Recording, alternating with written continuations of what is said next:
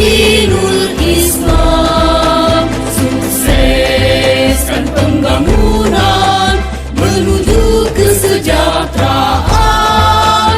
Quran dan Sunnah pedomanmu, maju terus pantang mundur. Quran dan Sunnah landasanmu, maju terus pantang mundur.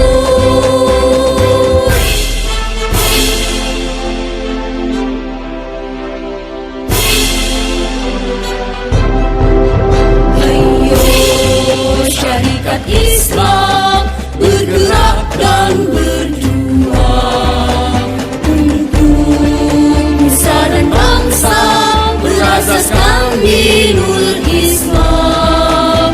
Sukseskan pembangunan menuju kesejahteraan. Quran dan Sunnah pedomanmu, maju terus pantang mundur. Quran dan Sunnah landasanmu, maju terus pantang mundur. Assalamualaikum warahmatullahi wabarakatuh.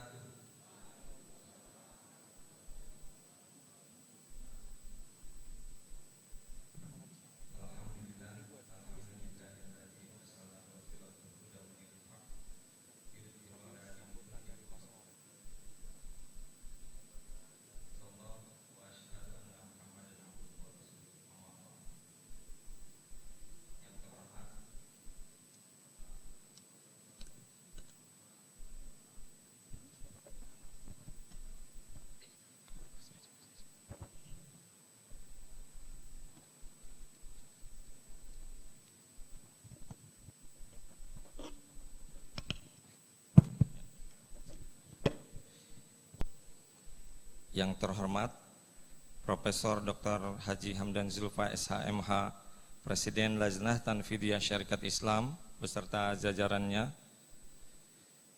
Yang terhormat Dr. Kiai Haji Nandang Koswara MPD, Ketua Dewan Pimpinan Wilayah Syarikat Islam Provinsi Jawa Barat. Yang terhormat Bapak Dr. Andes Haji Acep Jamhuri MSI, Sekda Kabupaten Karawang, sekaligus juga Ketua Dewan Cabang Syarikat Islam Kabupaten Karawang. Yang terhormat Ketua Dewan Pusat Syarikat Islam atau yang mewakili, pengurus pimpinan Pusat Lajnah Tanfidiyah Syarikat Islam, pengurus pimpinan wilayah Syarikat Islam Jawa Barat, dan yang terhormat Bapak Dr. Ferry Juliantono, SEAK MSI, selaku Ketua Bapepsi Pusat. Yang terhormat para Ketua Dewan Pimpinan Cabang Syarikat Islam se-Jawa Barat. Yang terhormat para Ketua dan Pengurus Wilayah Organisasi Sayap Syarikat Islam Jawa Barat. Yang terhormat Bapak Kapolres atau yang mewakili, diwakili oleh Pak Boy. Yang terhormat Bapak Dandim 0604 Karawang dan atau yang mewakili Bapak Jaja Jamaluddin. Dan para undangan, para hadirin rahimakumullah yang tidak saya bisa sebutkan satu persatu.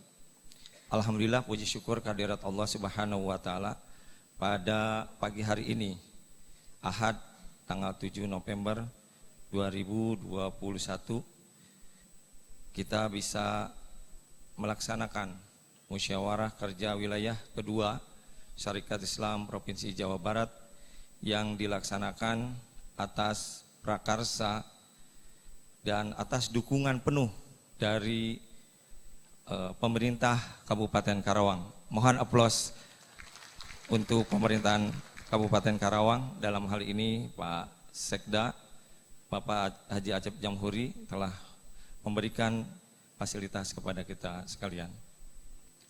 Bapak yang saya hormati, kami dari pimpinan wilayah Syarikat Islam Provinsi Jawa Barat mohon izin menyampaikan bahwa setadinya kami bermusyawarah ingin menggunakan media daring. Namun demikian, alhamdulillah pandemi pada saat ini makin ke sini sudah semakin berkurang dan mudah-mudahan lenyap di negara Republik Indonesia. Amin ya Allah ya Rabbal Alamin. Kami izin melaporkan pada hadirin sekalian yang terkonfirmasi pada hari ini hadir sebanyak 21 kabupaten kota dan sebagian masih dalam perjalanan dan menggunakan Zoom meeting. Jadi pada saat ini kita melaksanakan musyawarah kerja wilayah ini dengan hibrid atau dua model. Yang pertama adalah luring dan yang kedua menggunakan daring. Alhamdulillah kita lihat juga di tampilan sudah banyak para ketua cabang yang sudah memasuki arena Zoom meeting ini. Bapak dan Ibu yang saya hormati, kami selaku panitia mohon maaf apabila dalam pelayanan dan hal-hal lain dapat dikatakan banyak kekurangan dan kealfaan, baik itu dari sisi moral maupun materi. Dan alhamdulillah Pak Haji Ajab Jamhuri, terima kasih kami bisa melaksanakan di Kabupaten Karawang dan sungguh sangat berat sebetulnya menjadi ketua panitia. Namun demikian sebagai putra daerah di Kabupaten Karawang, saya akhirnya harus mau dan tidak mau melaksanakan ini semuanya. Insya Allah kami akan melaksanakan ini dalam rangka melaksanakan musyawarah nasional atau Majelis Tahkim ke-41 di Solo pada tanggal 3 Desember sampai 6 Desember. Jadi pada saat ini musyawarah akan dilaksanakan untuk membahas materi-materi yang akan disampaikan pada Majelis Tahkim ke-41 di Solo nanti. Untuk itu mohon arahan dari Pak Sekda selaku pimpinan daerah Kabupaten Karawang untuk memberikan arahannya. Demikian dari pimpinan wilayah sekaligus ketua panitia penyelenggara, kami atas nama panitia memohonkan maaf dan mengucapkan terima kasih yang sebesar-besarnya atas dukungan dari semua pihak sehingga acara musyawarah kerja wilayah ini terlaksana dengan aman dan sukses. Dan kami beritahukan juga kepada Satgas COVID-19 yang hadir di sini, alhamdulillah telah menjalani vaksin kedua, alhamdulillah, dan kami sudah memverifikasinya. Demikian kiranya dari kami, mohon maaf yang sebesar-besarnya. Billahi fisabilil haq. Wassalamualaikum warahmatullahi wabarakatuh. Assalamualaikum warahmatullahi wabarakatuh. Alhamdulillah, alhamdulillahilladzi anzala sakinata fi qulubil mu'minin liyazdadu imanan ma'a imanihim. Ashhadu an la ilaha illallah wahdahu la syarikalah wa ashhadu anna Muhammadan abduhu wa rasuluh. Allahumma salli ala Muhammad wa ali Muhammad wa ba'd. Qala Allah Ta'ala fi kitabihil karim, a'udzu billahi as-sami'il alim minasy syaithanir rajim. Fa idza faraghta fansab wa ila rabbika farghab. Shadaqallahul azim. Alhamdulillah, yang kami hormati Saudara Presiden Lajnah Tanfidiyah beserta jajaran, dan yang kami hormati jajaran Dewan Pusat beserta jajaran, yang kami hormati Orsap yang hadir pada kesempatan ini. Alhamdulillah, Ketua WSI Provinsi Jawa Barat Wanita Syarikat Islam, Ketua Pemuda Muslim Jawa Barat, dan Ketua Umum SEMI Jawa Barat, kemudian Ketua Gertasi Jawa Barat, dan Ketua Pandu, ya, Kepanduan Provinsi Jawa Barat, serta yang kami hormati Sekretaris Daerah Kabupaten Karawang, Bapak Dr. Anas Haji Acep Jamhuri MSI, sekaligus beliau adalah sebagai Ketua Dewan Cabang Syarikat Islam Kabupaten Karawang.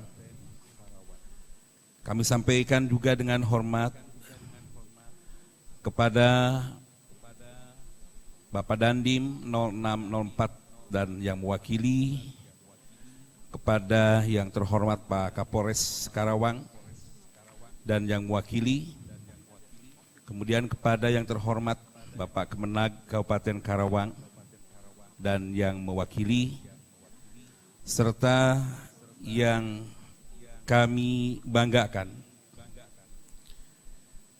Ketua Dewan Cabang dan Ketua Pimpinan Cabang se-Jawa Barat. Alhamdulillah, dalam musyawarah kerja wilayah kedua di hari ini, atas izin Allah Subhanahu wa Ta'ala, qadarullahnya kita dapat melaksanakan di tempat ini atas prakarsa Ketua Dewan Cabang sekaligus Sekretaris Daerah Bapak Dr. Anas Acep Jamhuri MSI. Beliau dengan berjibaku secara kooperatif pada waktu yang silam mengapresiasi hasil dari rapat pleno Dewan Pimpinan Wilayah Syarikat Islam Provinsi Jawa Barat agar terlaksananya musyawarah kerja ini yang memfokuskan untuk mengkaji dan menelaah konten materi Majelis Tahkim atau Kongres Syarikat Islam ke-41 yang akan dilaksanakan pada tanggal 3 sampai dengan 6 Desember 2021 di Solo. Hari ini merupakan hari yang penting bahwa tanwir, pencerahan, pembekalan para wufud dalam Majelis Tahkim ke-41 adalah sebuah keniscayaan. Hal yang tidak boleh tidak, bahwa kita harus memberikan kontribusi nyata dalam bentuk pemikiran kita yang kita akan olah melalui sidang Komisi A, sidang Komisi B, sidang Komisi C, dan sidang Komisi D yang telah diatur oleh panitia pada musyawarah kerja wilayah sekarang ini, sehingga kita akan mendapatkan hasil. Tidak mesti sama, berbeda adalah sebuah dinamika yang akan kita bawa. Walaupun ada yang menyatakan kalau kita tidak sama, tidak elok dong DPW Syarikat Islam Provinsi Jawa Barat dengan DPC-DPC se-Jawa Barat ini. Saya pikir perbedaan adalah sesuatu yang dinamis. Perbedaan adalah akan membawa kepada sebuah proses, di mana proses ini akan menuju kepada hal yang lebih jauh. Visioner itu sebuah pandangan jauh ke depan dan oleh Yang Mulia Allahyarham Haji Umar Cokro Aminoto sebagai pendiri Syarikat Islam setelah Bapak Kiai Haji Saman Hudi tahun 1905, maka di tahun 1911 ditetapkanlah jadi pergerakan Syarikat Islam yang membahana di Indonesia dan menjadi deklarator kemerdekaan Republik Indonesia. Dengan demikian, para musyawirin yang hadir pada kesempatan ini sungguh sangat luar biasa, dari jauh yang sampai ke kita panitia. Ada satu DPC karena ayahanda tercinta meninggal, Saudara Musara Ketua Cabang Syarikat Islam Kabupaten Cirebon. Beliau sudah di perjalanan, tidak sampai ke sini dan kembali lagi, dan kita doakan semoga ayahanda tercinta diterima iman Islamnya. Allahumma gfirlahu warhamhu wa'afihi wa'afu anhu. Bagi yang ditinggalkan semoga menjadi al-baqiyatus shalihat, menjadi anak-anak yang selalu mendoakan bagi almarhum. Terakhir perlu kami sampaikan bahwa sebuah kebijakan yang digulirkan oleh DPP atau Lajnah Tanfidhiyah Syarikat Islam, bahwa Syarikat Islam ini tidak ikut dalam politik praktis, tetapi Presiden Lajnah Tanfidhiyah memberikan kesempatan kepada kader-kadernya untuk berada pada gerbong manapun, dengan catatan gerbong itu adalah punya kepedulian untuk menegakkan li'a'la'i kalimatillah hiyal ulya, punya sebuah komitmen besar untuk menegakkan kalimat tauhid menjadi tauhidul kalimah. Saya teringat Haji Umar Cokro Aminoto ketika akan membuat sebuah lambang, ia berdiri di depan Baitullah. Saat itu yang tergambar dan ia sampaikan doa untuk menyatukan umat di dunia, bukan sekedar di Indonesia. Saya pikir penting kita sebagai kader-kader mubayyir yang hadir pada kesempatan ini dengan tulus dan ikhlas, kita diberikan kemampuan dan kelebihan beraneka ragam. Tentu mari pesan-pesan yang telah tersirat dan tersurat itu kita ejawantahkan dalam kehidupan nyata. Dan pimpinan wilayah Syarikat Islam Provinsi Jawa Barat mengajak, mari kita bahu-membahu, kita buktikan kesempatan-kesempatan kaderisasi dan hal-hal yang sangat strategis yang akan kita bahas pada kesempatan ini adalah dengan tulus dan ikhlas. Faiza faragta fansab.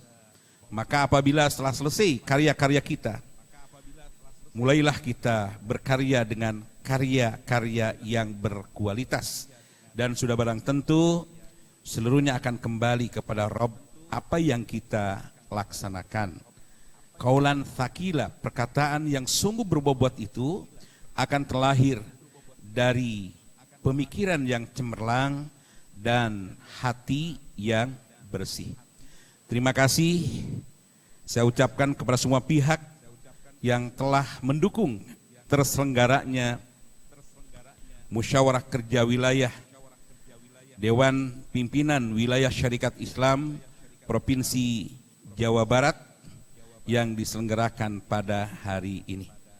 Dengan membaca Bismillahirrahmanirrahim, Musyawarah Kerja Wilayah Kedua Dewan Pimpinan Wilayah Syarikat Islam Provinsi Jawa Barat dibuka dengan resmi.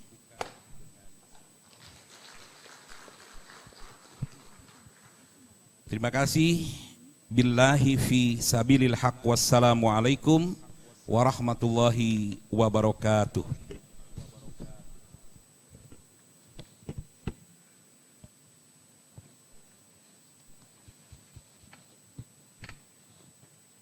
Terima kasih disampaikan. Sambutan selanjutnya yaitu sambutan dari Sekretariat Daerah Kabupaten Karawang kepada Bapak Dr. Andes Haji Acep Jamhuri, MSI, kami persilahkan.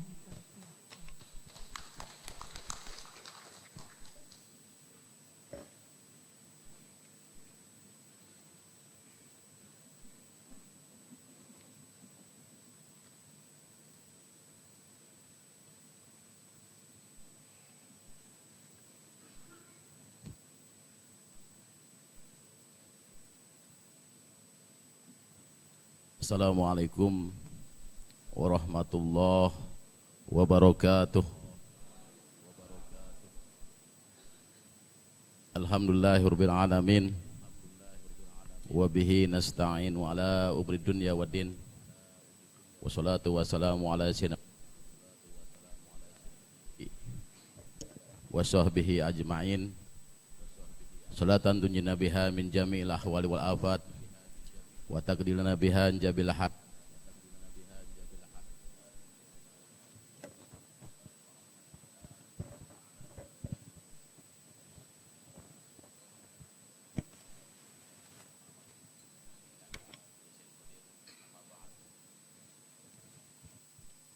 Minta baterai yang bagus gitu ke hotel.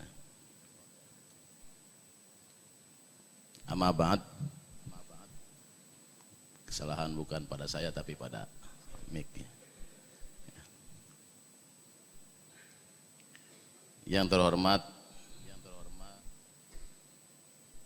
Profesor Dr. Hamdan Julfa, pimpinan Pusat Lajnah Tanfidiyah Syarikat Islam, yang sekarang beliau sedang ada di luar kota tadi, dan informasi dari Pak Dr. Ferry Julianto ini, ya, beliau mewakili beliau dan pimpinan pusat. Kemudian pimpinan wilayah Syarikat Islam, Abah Dr. Kiai Haji Nandang Koswara, beserta jajaran semua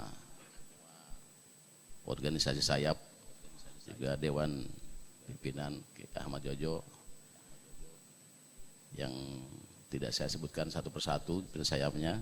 Kemudian juga hadir jajaran Forkompinda yang mewakili Pak Dandim, Pak Kasdim hadir, yang mewakili Pak Kapolres, Pak Kamenag juga hadir alhamdulillah, dan asisten Sekda Uda Hanafi ini, dari jajaran pimpinan cabang, semua yang hadir pada kesempatan ini, yang hadir secara langsung maupun secara virtual, semua saja hadirin wal hadirat yang dirahmati Allah Subhanahu wa taala. Pertama, saya menyampaikan permohonan maaf dari Ibu Bupati Karawang, Teh Seli. Ya, sehingga beliau ingin hadir pada kesempatan ini karena memang ada acara keluarga yang sangat penting, jadi beliau tidak bisa hadir. Mewakilkan kepada saya, dan salam kepada Abah Nandang, salam juga Pak Ferry ya, kepada Prof. Hamdan Julfa ya, gitu kan. Dari beliau, dan beliau juga bagian dari pengurus pusat sebenarnya. Kalau nggak salah wakil bendahara ya Syarikat Islam, kalau nggak salah gitu kan. Ya, tuh. Ini Bu Selika ini. Salam, dan semoga ya semua diberikan kesehatan dan kelancaran. Bapak Ibu hadirin rahimahumullah, saya sebagai sekretaris daerah sekaligus juga sebagai ketua Dewan Syarikat Islam, pimpinan cabangnya Kang Topik ini, yang punya radar Kerawang nih. Ini kadang-kadang yang punya radar nyerang juga ketua dewan. Tapi nggak apa-apalah, nggak biasa. Pemerintah kalau nggak dikoreksi kan nggak akan besar-besar. Ya. Pertama, saya mengucapkan selamat datang ya, kepada semuanya. Selamat datang di Kabupaten Karawang. Selamat datang di Bumi Syekh Kuro. Bumi Syekh Kuro itu adalah salah satu penyebar agama Islam di Pulau Jawa yang tidak masuk kepada Wali Songo, tetapi beliau datang dan membuat satu masjid, ya, masjid pertama di Pulau Jawa, yaitu masjid yang sekarang Masjid Agung Kerawang. Itu Syekh Kuro, dan beliau dibawa ketika Kerawang dulu masih zaman ini, tidak ada hotel kayak begini, tidak ada Resinda, tidak ada interchange Kerawang Barat, yang ada lautan air Citarum. Awal abad 15, 1414 beliau dibawa oleh Laksamana Chengpo, kemudian mendirikan masjid di sekitar pelabuhan. Pada waktu itu ada di Kerawang itu pelabuhan besar disebut Pelabuhan Sundapura. Sebelum Pelabuhan Sunda Kelapa di Jakarta, ada Pelabuhan Sundapura di Kerawang, dan mendirikanlah satu masjid, yaitu masjid yang sekarang Masjid Agung Kerawang, Masjid Syekh Kuro. Dan disitulah mulai belajar ngaji, belajar baca tulis Al-Quran, dan banyak juga orang ketika zaman itu, zaman raja-raja Pajajaran pada waktu itu, Prabu Siliwangi konon katanya, yang belum beragama Islam, dan berdirilah di situ masjid dan belajar ngaji, dan orang sedikit-sedikit masuk Islam. Dan salah satu muridnya yang merupakan anak dari kepala pelabuhan Carubanagari, pelabuhan Cirebon, bernama Nyi Mas Subang Larang, juga salah satu muridnya menuju Syekh Kuro untuk belajar mengaji. Dan dari muridnya itu tadinya Prabu Siliwangi Rahyang Jaya Dewata Sri Baduga Maharaja, Prabu Siliwangi, kepencut pamanah rasa, kepentut rasana, ya. Beliau yang tadinya ingin menutup pengajian itu, akhirnya ke pamanah rasa, ke panah rasanya, jadi berkehendaklah untuk menikahi salah satu muridnya, Nyi Mas Subang Larang. Dan salah satu syaratnya adalah harus Islam dulu, tetapi Syekh Kuro, ya, cara mengislamkannya beda. Prabu Siliwangi harus memberikan mas kawin bentang rangga saketi atau tasbih dari koka yang diambil dari Syekh Yusuf Sidik, ayahnya Prabu Siliwangi yang ada di Mekah. Kemudian beliau ke sana, ya, di sana di sahadat dulu, sahadatnya di sana di tanah Mekah, kembali lagi nikahlah dengan Nyi Mas Subang Larang. Keturunannya adalah semua penyebar agama Islam melalui jalur kerajaan. Di antaranya Ki Walang Sungsang atau Syekh Somadullah atau Ki Kusangkan atau Pangeran Cakrabuana di Cirebon. Kemudian Nyi Rara Santang yang nikah dengan Sultan Mesir mempunyai keturunan adalah Sultan Cirebon, ya, dan Syekh Sarif Hidayatullah dan Sultan Banten, Sultan Hasanuddin Banten, itu cucunya. Kemudian yang ketiga anaknya adalah Ki Gian Santang, dan lanjut akhirnya adalah Sunan Rahmat Goro Garut di Garut, ya. Itu perjalanan penyebaran agama Islam di Kerawang. Jadi saya katakan selamat datang di bumi Syekh Kuro Kerawang, gitu. Tepuk tangan untuk Kerawang. Yang kedua, selamat datang di bumi Pangkal Perjuangan Kerawang. Kerawang pertama disebut Pangkal Perjuangan. Tidak akan Bung Karno datang ujuk-ujuk ke Kerawang kalau tidak ada aktor-aktor intelektual dibawa ke Kerawang, gitu kan. Dulu itu Rengas Dengklok, Bapak Ibu, Rengas Dengklok kota kecil, jalannya jelek. Kenapa Bung Karno dibawa ke Rengas Dengklok? Untuk membuat kebulatan tekad pada tanggal 15 Agustus sore. Kemudian tanggal 16 Agustus Bung Karno diyakinkan untuk bagaimana membulatkan hatinya, ya, dengan Bung Hatta, ya. Kemudian di situ juga siapa yang meyakinkannya adalah orang-orang Kerawang. Kenapa kalau sekarang kan membuat acara seperti ini, ya, kan harus ada panitianya, harus dipersiapkan. Tetapi bagaimana persiapan kemerdekaan sangat singkat, 15, 16, 17 kalau tidak ada kesiapan dari awalnya, dirancang dari awalnya. Bung Karno diyakinkan hatinya, dikuatkan batinnya, kemudian beliau menyanggupi, oke. Dan siapa yang mempersiapkan? Kalau berbicara persiapan kemerdekaan, kenapa Karawang Kota Pangkal Perjuangan? Dahlan Abdullah merupakan wali kota Jakarta, adalah temannya salah satu Demang waktu itu Demang Kerawang, yang wilayah Kerawang pada waktu sampai Jakarta sampai Cakung. Dan salah satu kepala pasar Keramat Jati, Pasar Senen adalah orang Kerawang juga. Yang mereka juga kumpul. Kalau sekarang kan gampang. Untuk kumpul-kumpul tinggal WA. Dulu kan nggak bisa. Kenapa harus kumpul? Ini ada skenario. Kemudian Bung Karno datang ke Kerawang. Supirnya juga tidak tahu membawa Bung Karno. Kalian bawa mobil. Itu orang Denglok. Bawa, belok kiri, belok kanan, berhenti. Udah pergi kamu. Bung Karno dibawa. Seperti itu skenario. Dan ternyata itu sangat luar biasa. Bagaimana peran Ahmad Subarjo juga orang Kerawang.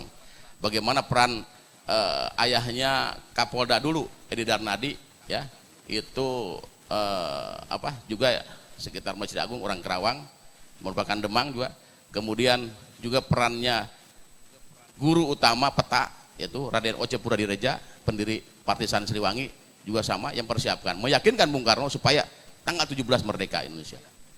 Dan disitulah ya Bung Karno meyakinkan, oke, siapa yang menyiapkan, dan telah disiapkan naskah proklamasinya. Semua ya dipersiapkan dengan waktu yang singkat-singkatnya. Hanya 3 hari, kemudian Bung Karno masih tertidur, kemudian bergerakan pemuda di sana, dan alhamdulillah tanggal 17 Agustus setelah ada kebulatan tekad di Rengas Dengklok di Kabupaten Karawang. Karawang tanggal 16 Agustus sudah mengibarkan bendera merah putih di Rengas Dengklok. Sudah bocor karena informasi Bung Karno akan memproklamirkan negara ini tanggal 16 Agustus sudah ada kesepakatan di Karawang dengan Dengklok. Untuk itu selamat datang di bumi pangkal perjuangan Karawang. Tepuk tangan Karawang lagi. Karena memang Karawang itu dulu itu kota peradaban, ya. Enggak ujuk-ujuk ada kerajaan ada candi jiwa 400 hektar. Kalau tidak ada peradaban, tidak akan ada Citarum Negara. Citarum ada di Karawang. Ujungnya hulunya di sana di Bandung. Muaranya di Karawang Bekasi. Banjirnya ke Karawang. Ya. Ketika henteu hujan teh naon banjir kiriman di Bandung ya, Bandung ke banjir. Bandung udah raat, di sini udah mulai banjir. Bapak Ibu rahimakumullah, kalau berbicara syarikat Islam kita harus bangga lah ya. Kisah Manhudi pada waktu itu bagaimana dengan adanya perdagangan yang dikuasai oleh company, dikuasai oleh bangsa-bangsa Cina, mendirikan Syarikat Dagang Islam. Kemudian Ki Umar Syahid Cokroaminoto juga sama, bagaimana mempersatukan umat Islam. Hanya kalau berbicara sekarang, umat Islam ini terpecah-pecah, ya, terpecah-pecah, ingin semua membawa bendera, ya. Jadi bahkan tidak punya kalau saya bilang ya kurang punya prinsip lah, kadang-kadang nginduk kemana-mana. Ini yang seperti akhirnya sepertinya lemah, apalagi dipermainkan oleh bangsa-bangsa luar. Nah ini harus kita ke depan ini barangkali ya, yang kita persiapkan ini. Kalau kondisi syarikat Islam sekarang, oke, syarikat Islam ini kan ya banyaknya anggotanya, kemudian juga yang bergeraknya itu kalangan-kalangan, bukan kalangan milenial, orang udah tua, punten ya, geus karolot. Ya, ieu di mana syarikat Islam, wah geus karolot geus aki-aki. Nah, ini harus kita persiapkan ke depan. Bagaimana kaum milenial apalagi menyongsong era baru. Ya. Gitu kan, ke depan. Jadi bagaimana generasi penerus milenial ke depan itu menguasai ilmunya, menguasai perdagangannya. Diawali tadi saya menggarisbawahi apa yang disampaikan oleh Abah Jaya Nandang. Pemikiran yang cemerlang dengan hati yang bersih. Saya kira kalau itu kuncinya. Bagaimana kita berbuat itu dengan pemikiran yang cemerlang dengan hati yang bersih.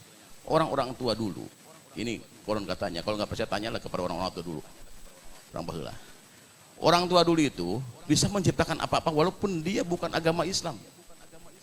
Belum ada mengenal Islam, menciptakan padi, menciptakan dari bambu, ya.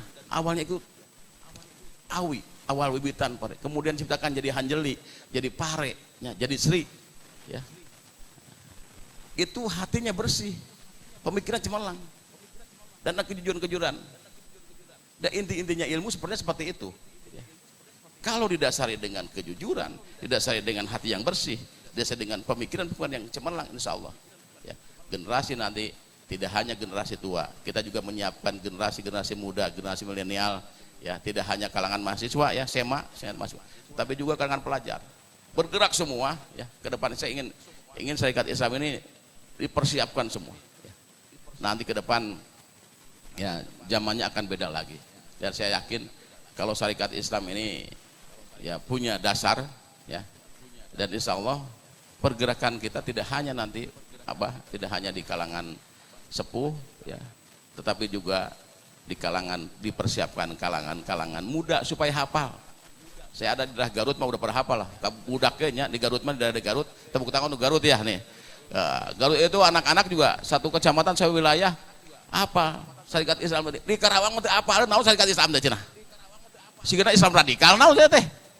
Islam radikal. Nah itu harus disosialisasikan ke kalangan milenial tidaknya. Dan termasuk juga tidak hanya pengajian tetapi bagaimana ya pemberdayaannya generasi muda ini ya. Sekira ada kan beliau juga bisa berbaur dengan Kahmi, bisa bergaul dengan HMI. Kebetulan Prof Hamdan ini kan juga orang HMI ya. Jadi semua bergaul. Jadi ada bajunya ada masuk. Jadi sehingga Syarikat Islam ke depan ini lebih maju lagi, lebih berkembang lagi, dan ada penerus-penerus yang melanjutkan. Tidak hanya ketika ya punten ya, ketika kita sudah yang sepuh-sepuh, saya juga udah sepuh sebenarnya ya, udah kepala 5, tapi kata istri saya jangan bilang sepuh, masih muda bapak mah gitu kan. Gitu kan. Ya gitu kan. Jadi udah kepala 5, saya udah 53 mau jalan 54 ya. Tapi ya generasi penerus harus kita persiapkan ya. Ini ada senat mahasiswa ya. Nah, ada SMA, ada ini kan tidak hanya masuk tadi pelajar supaya apal naon Syarikat Islam teh. Jadi ulah sebut Syarikat Islam oh radikal cenah. Gitu kan. Itu yang khawatirnya gitu. Tapi kan kalau misalnya Syarikat Islam dari sejarahnya juga luar biasa. Bagaimana Ki Samanhudi, bagaimana Ki Haji Umar Syahid Cokro Aminoto perjuangkan Islam ini ya, bersaing. Nanti ke depan juga sama. Ya. Bangun kebersamaan, bangun kekuatan-kekuatan kita. Terus berpikir menciptakan, insya Allah ya ada jalan. Itu saja, terima kasih. Selamat melaksanakan musyawarah kerja wilayah kedua ya. Kurang lebihnya mohon maaf.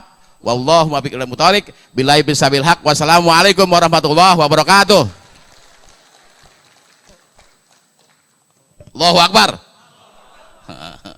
Aku pos demo wae ya.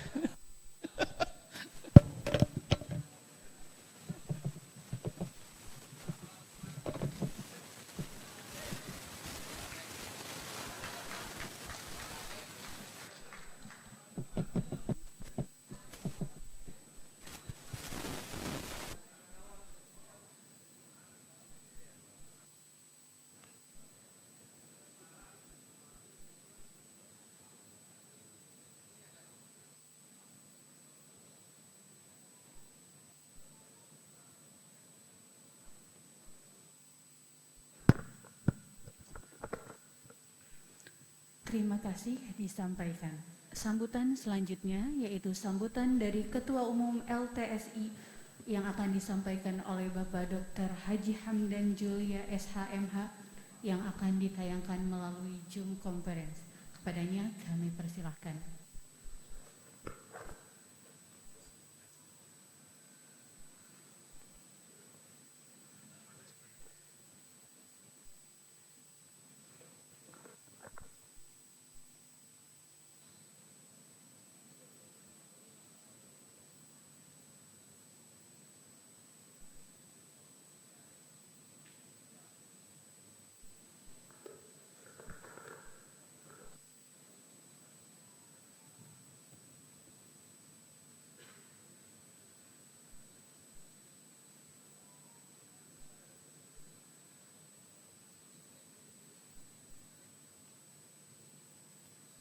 Recording in progress.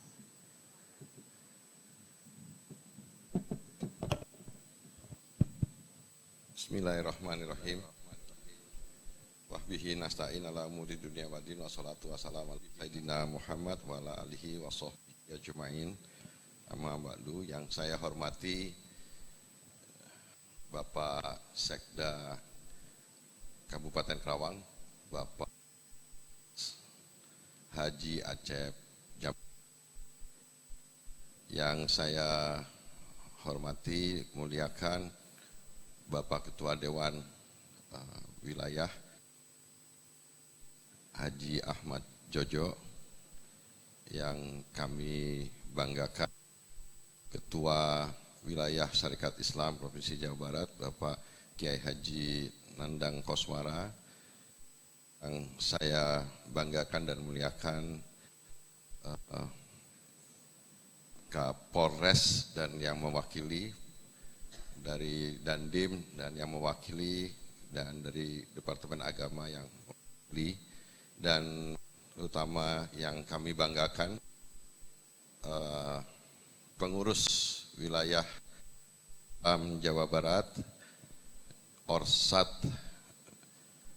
Semi Wanita Islam, kemudian Gertasi dan lain-lain sebagainya, dan juga seluruh peserta musyawarah kerja wilayah yang kedua Syarikat Islam Jawa Barat yang hadir di sini maupun yang lain. Assalamualaikum warahmatullahi wabarakatuh. Salam sejahtera untuk kita semua.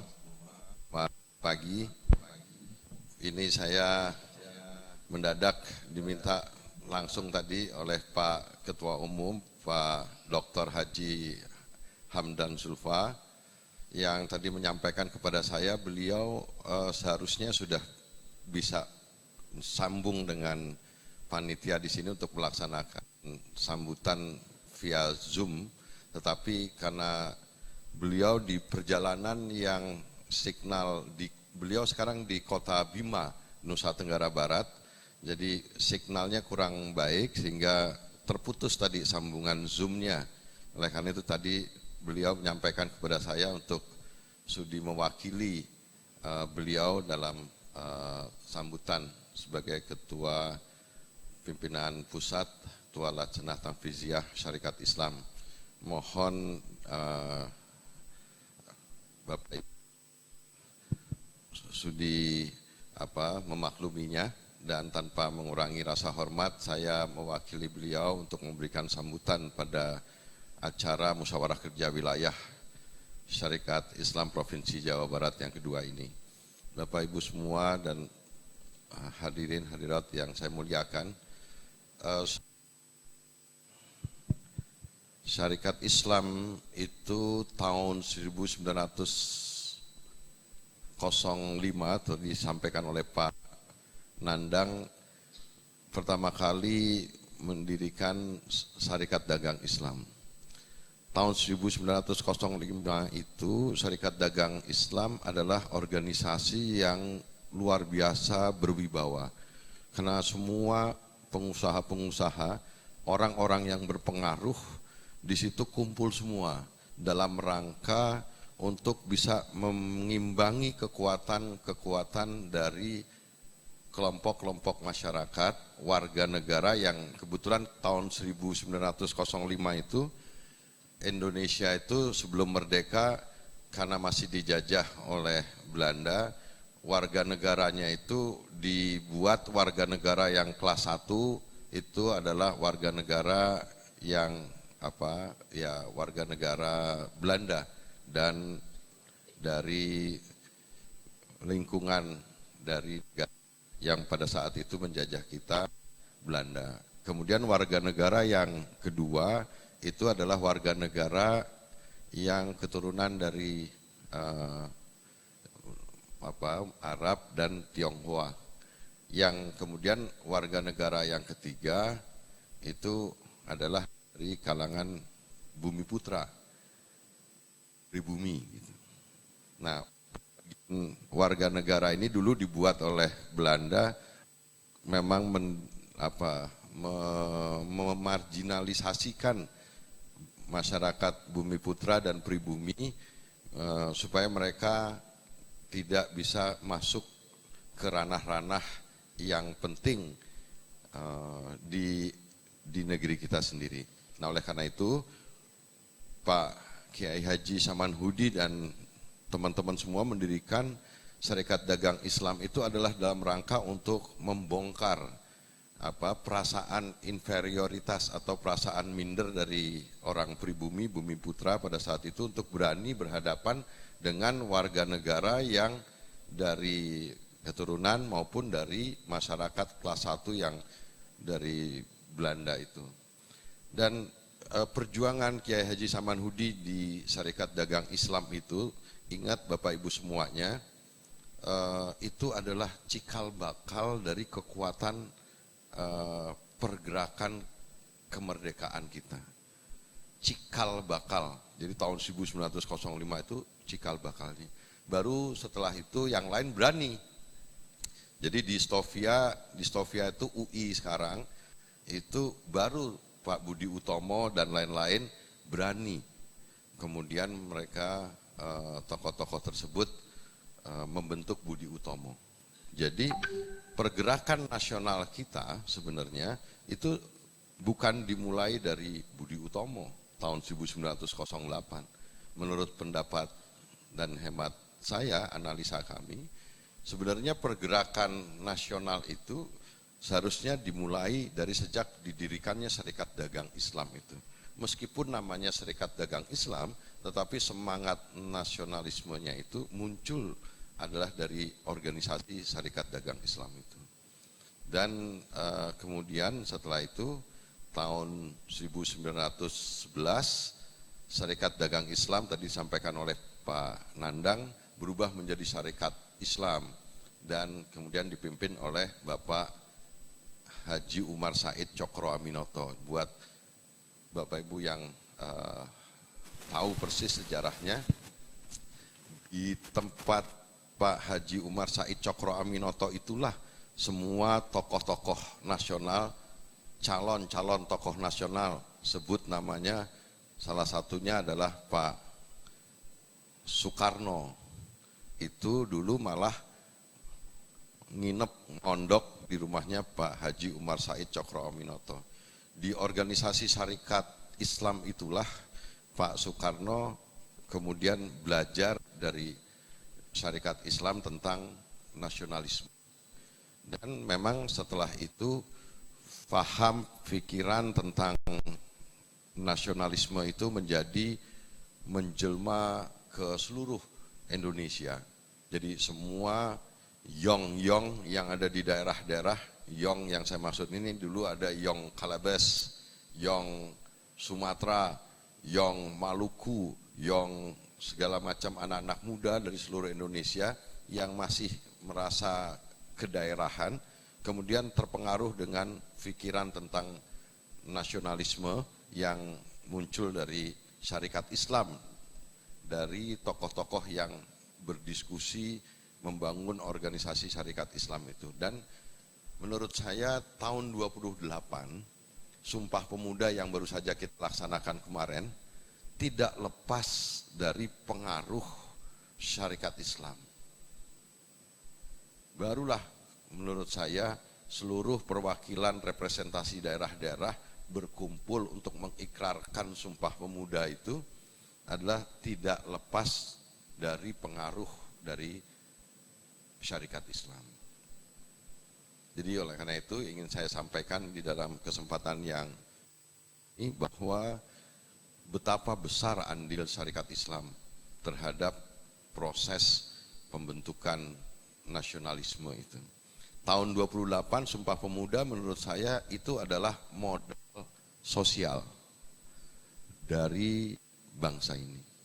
Dari modal sosial tahun 28 itulah kemudian diwarnai dalam proses tahun-tahun selanjutnya adalah perjuangan kemerdekaan. Dan Syarikat Islam sekali lagi tokoh-tokohnya memperjuangkan ikut terlibat dalam proses sampai dengan tahun 45 menjelang kemerdekaan. Tadi juga sudah dikutip oleh Bapak Sekda dengan sangat baik sekali. Beberapa hari menjelang tanggal 17 Agustus 1945 terjadi proses pemaksaan kepada Bapak Soekarno untuk diambil oleh pemuda-pemuda untuk dibawa ke Rengas Dengklok.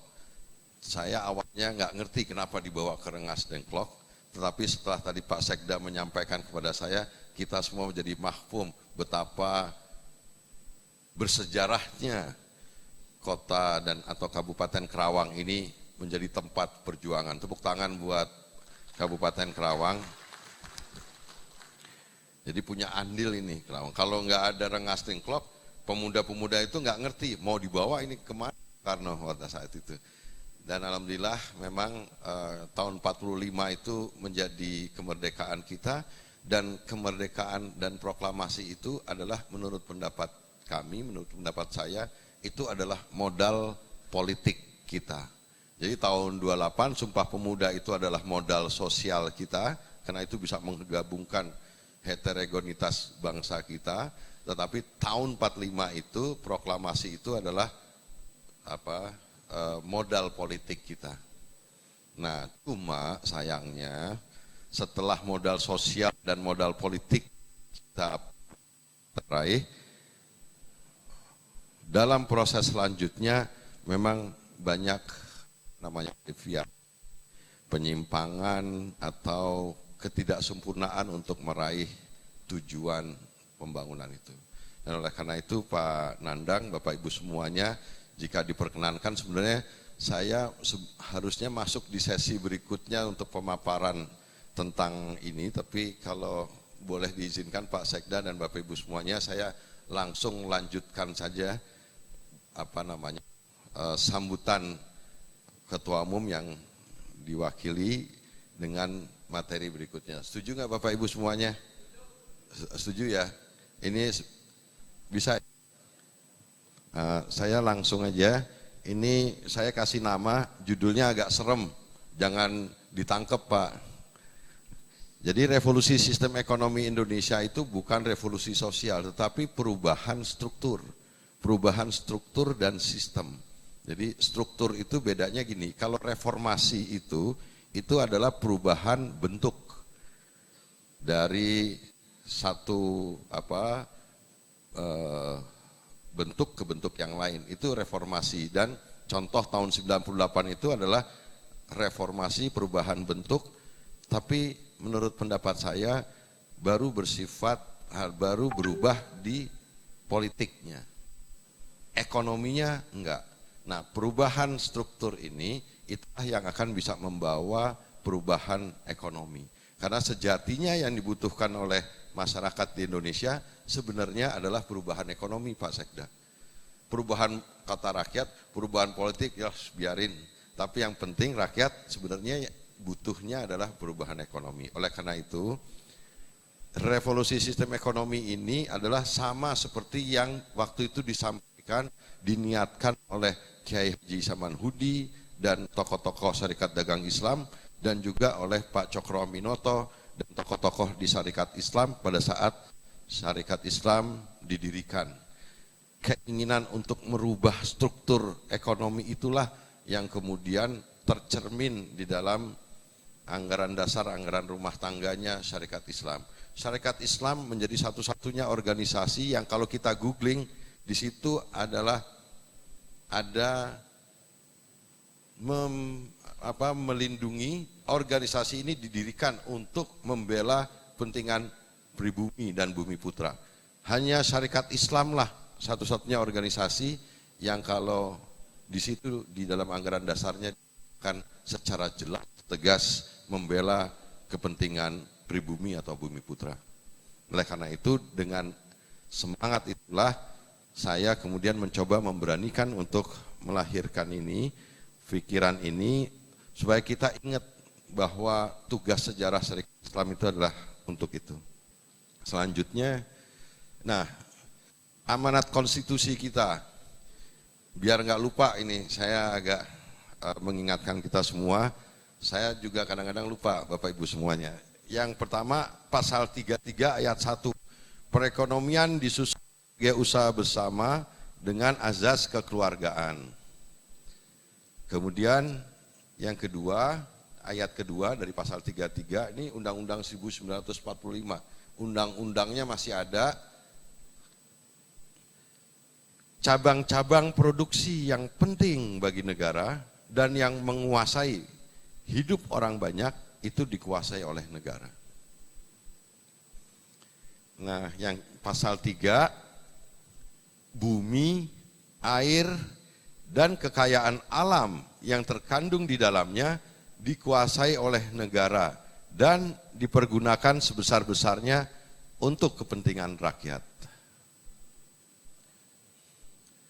Selanjutnya di ayat keempat, perekonomian nasional diselenggarakan berdasar atas demokrasi dengan prinsip kebersamaan, efisiensi, berkeadilan, berkelanjutan, berwawasan lingkungan, kemandirian, serta dengan menjaga keseimbangan, kemajuan, kesatuan ekonomi, dan selanjutnya. Nah, pas ayat 1, ayat 2, ayat 3 itu ada di Undang-Undang 1945 yang asli. Penambahan ayat 4 ini adalah hasil amandemen tahun setelah kita reformasi. Nah, tolong dibaca sekali lagi dengan seksama oleh kita. Selanjutnya slide-nya. Nah, pertanyaan untuk kita semua. Apakah perjalanan bangsa ini semakin menuju ke semangat konstitusi kita atau tidak? Pertanyaan ini pertanyaan kepada kita semua, dan pendapat saya memang agak menjauh dari ayat-ayat tadi. Gerindra sekarang udah di dalam pemerintahan ini. Tapi coba pertama ya, di Indonesia sekarang, ini bukan kata saya tapi penting untuk kita sekarang paham. Yang pertama ini, penguasaan faktor ekonomi hanya di segelintir orang. Ini data dari angka-angka koefisien Gini rasio penguasaan tanah Bapak Ibu semuanya. 1% orang Indonesia dari 220 juta kurang lebih penduduk Indonesia, ada 1% penduduk Indonesia menguasai tanah lebih dari 50%. Jadi ada satu perusahaan HPH punya ribuan hektar, punya puluhan ribu hektar. Ini ada, jadi bukan ngarang atau fiksi, tapi ini adalah data-data. Koefisien Gini rasio itu adalah angka-angka untuk menghitung penguasaan satu orang dalam rangka penguasaan tanah. Ada lagi koefisien Gini rasio penguasaan modal. Jadi di bank, seluruh bank di Indonesia yang tabungannya di atas 5 miliar itu hanya 1% itu tadi. Yang tabungan di bawah 5 miliar itu dikuasai 90% orang Indonesia yang nabung sebagai nasabah di bank-bank. Datanya ada semua. Jadi 1% inilah yang kemudian pada awal ketika proses setelah tahun 45 itu diberikan kesempatan. Menurut saya mereka adalah badan usaha swasta. Saya dalam kesempatan ini tidak melarang badan usaha swasta untuk kemudian menjadi besar. Ya. Tapi kalau membaca tadi ayat-ayat di dalam pasal 33, badan usaha di Indonesia itu ada 3. 1, badan usaha swasta, ada badan usaha milik negara, yang ketiga namanya badan usaha koperasi. Nah, dalam perjalanannya badan usaha swasta dan BUMN lah yang kemudian diberikan keistimewaan oleh pemerintahan kita sampai dengan saat ini. Badan usaha koperasi yang dulu oleh founding fathers kita, oleh terutama Pak Dr. Muhammad Hatta, itu disebutkan sebagai soko guru perekonomian nasional kita, sekarang justru menjadi badan usaha yang selalu diidentikan dengan usaha kecil UKM. Koperasi itu sekarang menjadi badan usaha yang diidentikan dengan usaha kecil menengah.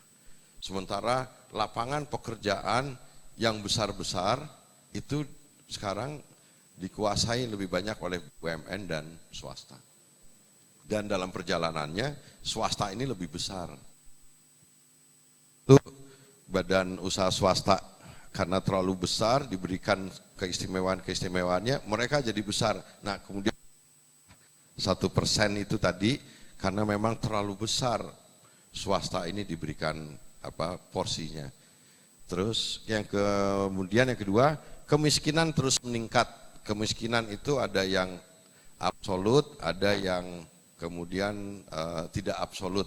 Orang miskin ada yang kuantitatif, tapi ada yang kualitatif. Jadi kalau menurut hitungan kuantitatif, orang yang berpendapatan tertentu gitu tuh tidak dikatakan sebagai orang miskin. Tetapi secara kualitatif mereka bekerja, tapi mereka cuma bekerja hanya beberapa jam dengan upah tertentu, mereka sebenarnya masuk dalam kategori miskin. Nah kemudian hutang luar negeri kita terus meningkat, jumlahnya bisa di googling kok sekarang, bayar bunga pakai hutang sekarang, bayar pokok itu udah agak terlalu besar. Jadi sekarang bayar hutang bayar bunga hutang pakai hutang lagi. Kemudian deindustrialisasi. Deindustrialisasi ini mandeknya industri-industri karena memang banyak produk-produk impor masuk.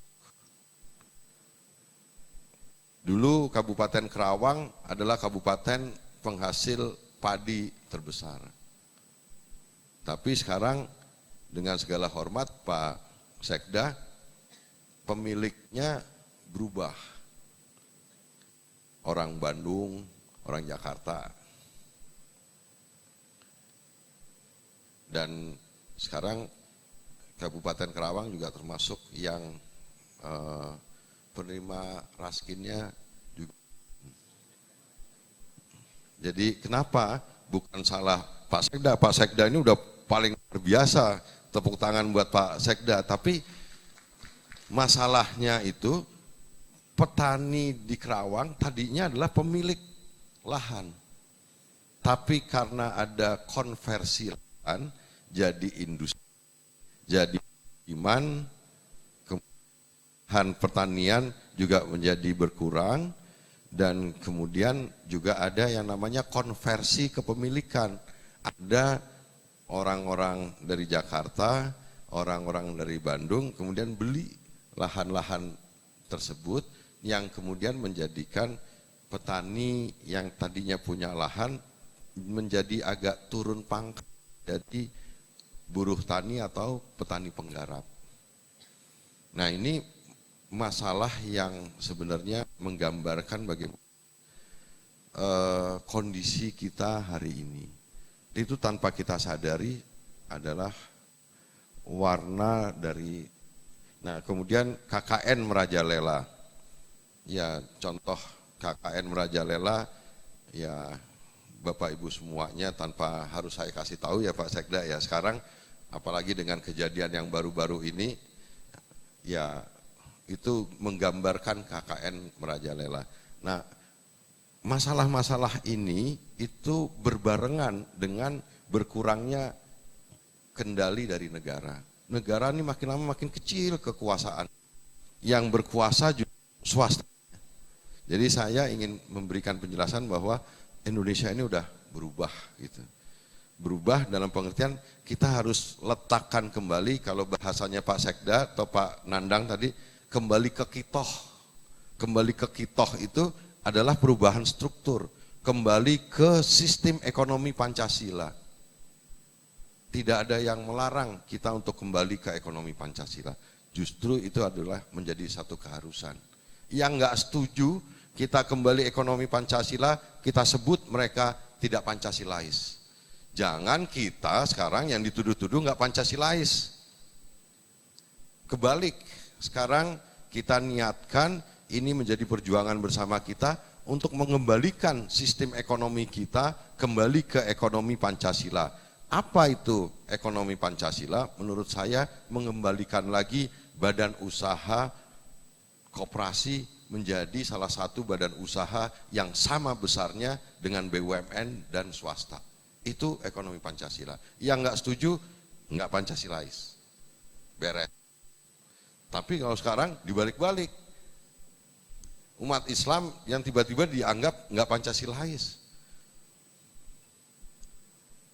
Nah, logika ini harus dibalikkan bahwa perjuangan dulu membela Bumi Putra, pribumi, itu adalah perjuangan mulia. Kok sekarang kita tiba-tiba alergi untuk bicara tentang Bumi Putra, kok alergi dengan bicara tentang pribumi? Emang faktanya putra pribumi ini memang terpinggirkan. Tapi kita kan tidak boleh kemudian berbicara agama, ras, dan antar golongan. Saya bilang, kalau berbicara untuk melindungi kepentingan pribumi, masa saya disebut SARA? Kan enggak.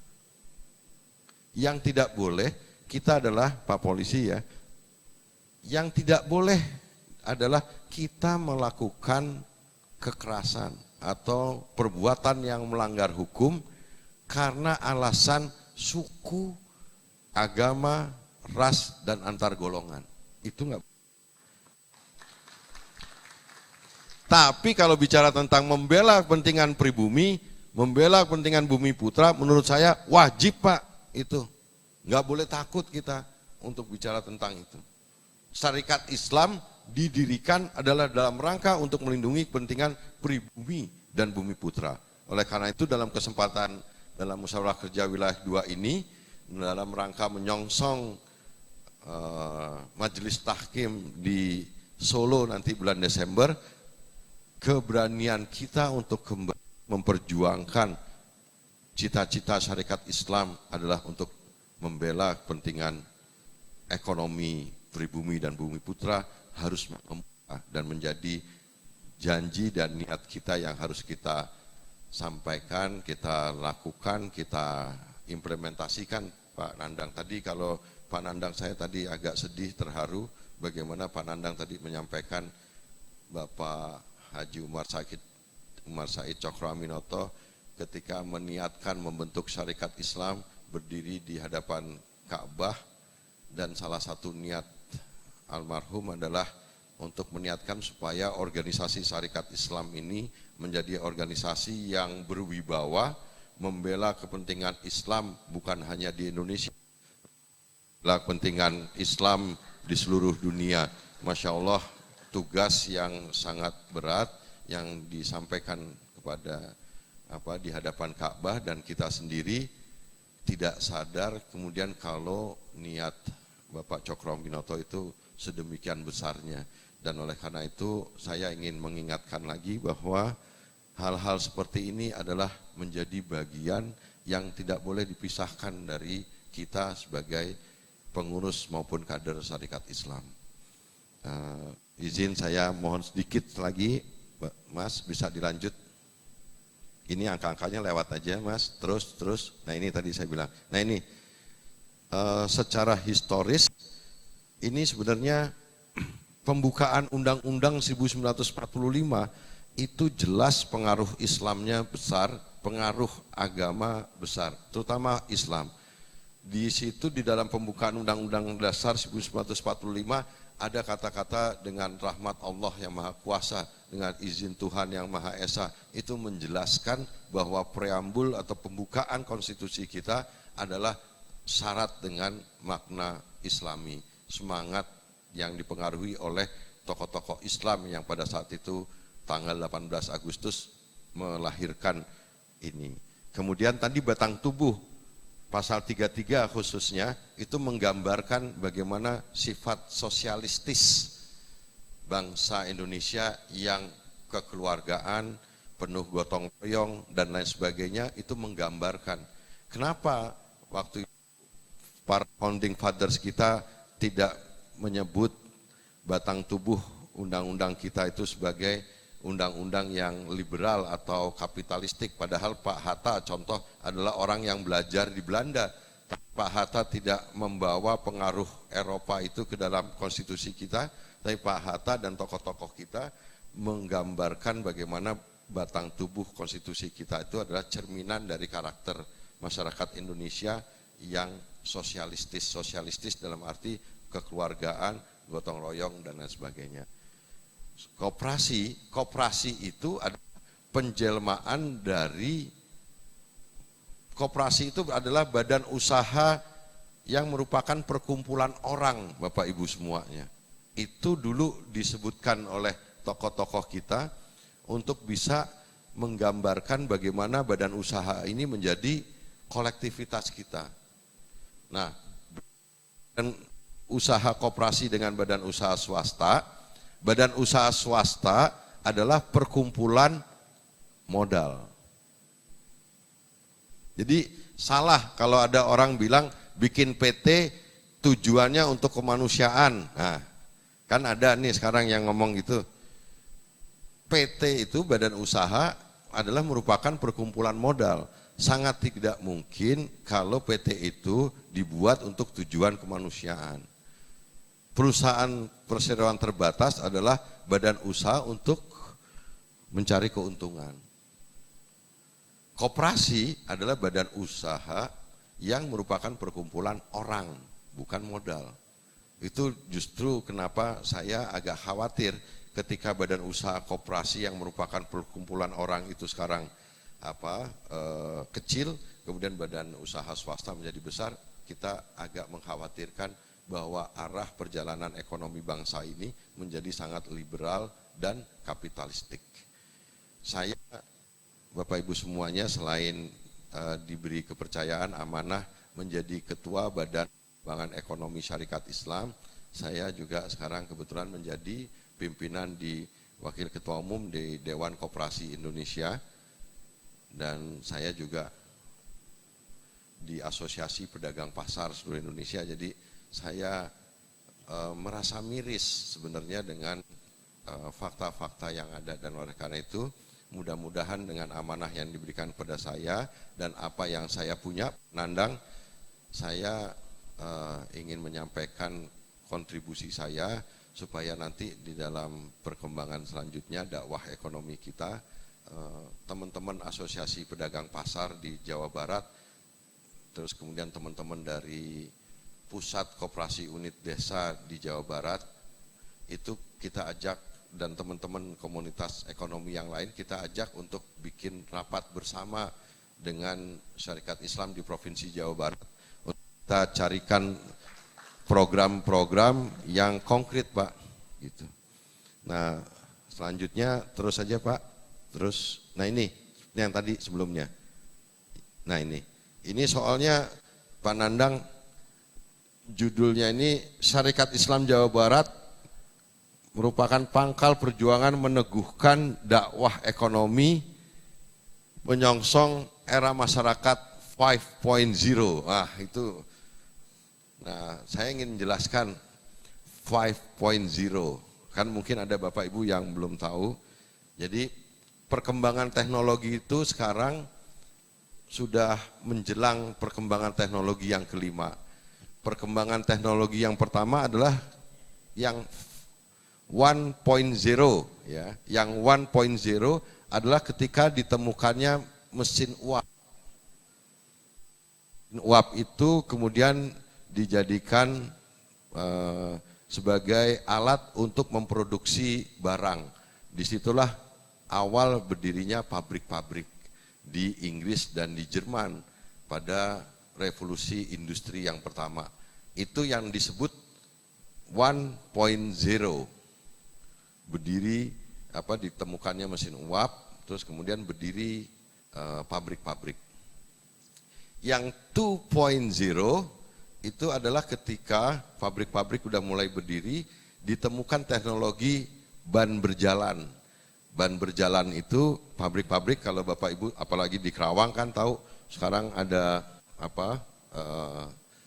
untuk memproduksi dalam jumlah yang besar, banyak, itu ditemukan teknologi ban berjalan sehingga produksi barang yang pada 1.0 itu hanya terbatas, setelah ditemukannya ban berjalan di 2.0 itu diproduksi dalam jumlah yang sangat masif dan banyak, dan pabrik-pabrik akhirnya menjadi institusi-institusi ekonomi yang membutuhkan karyawan, pekerja, buruh dalam jumlah yang besar. Disitulah kemudian teknologi 2.0 menjadi diwarnai dengan munculnya pabrik-pabrik besar dengan jumlah karyawan, buruh, pekerja yang luar biasa. Itu mewarnai 2.0. Nah, 1.0 itu lahirnya di awal abad 19. Awal abad 19 ini biar nggak bingung, itu di tahun 1800-an akhir. Itu disebutnya 1900, abad 19 awal. Nah, yang ban berjalan itu di abad 20. Abad 20. Jadi tahun 1900-an akhir. Nah, 3.0 itu ketika ditemukan teknologi komputer. Itu 3.0. Jadi mulai komputerisasi. Nah, sekarang kita ini masuk di 4.0. Jadi dari 3.0 tadi komputer, jadi otomatisasi. Jadi otomatisasi, pabrik-pabrik mulai berkurang orangnya karena digantikan oleh mesin-mesin otomatis. Yang tadinya satu pabrik 10.000 orang, karena dipakai teknologi otomatisasi, pabrik itu sekarang mengurangi, enggak 10.000 lagi, tapi jadi 5.000, karena sebagian pekerjaan yang tadinya dilakukan oleh karyawan, buruh, dan pekerja tergantikan oleh mesin-mesin otomatis itu. Nah, sekarang ini kita masih di 4.0. Nah, apalagi syarikat Islam udah bicara tentang 5.0, ini luar biasa. Ini artinya syarikat Islam itu sesuai futuristik, ya. Tepuk tangan buat syarikat Islam nih. Nah, kata orang gini Pak, tadi 4.0 ketika otomatisasi Pak Sekda, jumlahnya karyawannya dari 10.000 jadi 5.000 karena sebagian kegiatan itu sudah tergantikan oleh mesin. Nah, 5.0 itu ditandai dengan ditemukannya mesin-mesin yang nano. Nano itu robot lah, biar gampang. Nah, di 5.0 ini, itu yang tadinya karyawannya si pabrik itu 10.000 jadi 5.000, di 5.0 bisa nggak ada karyawannya Pak. Karena semuanya sudah tergantikan oleh robot. Nah, disitulah menurut saya ini Pak, renungan saya Pak Nandang, 3.0, 4.0, 5.0 ditemukannya, kalau yang di 1.0 dan 2.0 itu kan abad 19, abad 20. Yang 3.0, 4.0 dan 5.0 ditemukannya bareng di abad 21 semua Pak. Ini tanda-tanda kiamat atau apa? Jadi ini ditemukan tiga-tiganya perkembangan teknologi itu di abad yang sama, abad 21. Dan tadi saya menyampaikan kalau kemudian di pabrik-pabrik itu semua peran dan fungsi manusia digantikan oleh mesin dan robot, terus sekarang pertanyaannya manusianya kemana Pak? Jadi manusianya di 5.0 itu keluar dari pabrik, dia tidak ikut dalam proses produksi, dia di luar dan tahu apa yang terjadi. Itulah kemudian kembalinya manusia sekarang di 5.0, nanti manusia akan kembali ke alam. Di negara-negara maju sekarang itu sudah banyak gejalanya, karena orang sekarang bisa ngerjain semua pekerjaan dari rumah. Sekarang kita juga udah kenal yang namanya work from home dan lain sebagainya. di luar negeri, di negara-negara yang sudah maju perkembangan teknologinya, orang sebagian dari masyarakat itu balik tinggal di desa-desa, tinggal di hutan, mereka bikin tenaga pembangkit listrik, tenaga surya sendiri segala macam gitu. Jadi ini memang sesuatu yang akan kita hadapi nanti, mungkin Indonesia belum, tetapi kalau syarikat Islam memberanikan diri untuk berbicara tentang itu, inilah nanti yang kalau di para filsuf dan para ekonom-ekonom sekarang itu membahas, Pak, sekarang pertumbuhan ekonomi itu harus indikator-indikatornya disesuaikan dengan tadi, Pak, manusia dengan alamnya. Jadi bukan soal pertumbuhan ekonomi itu nanti 6%, 7%, enggak. Tapi pertumbuhan ekonomi itu nanti akan dihadapkan pada indikator-indikator soal keadilan, soal nilai-nilai kemanusiaan, nilai-nilai kebinatangan, dan nilai-nilai tumbuhan. Itulah nanti akan insya Allah terjadi di 5.0 itu. Dan perkembangan teknologinya memang sudah dahsyat. Jadi memang terima kasih kalau Syarikat Islam Provinsi Jawa Barat sudah bisa mengantisipasi ini, karena ini adalah sesuatu yang tidak akan lama lagi terjadi. Saya dalam kesempatan perubahan-perubahan ini, Pak,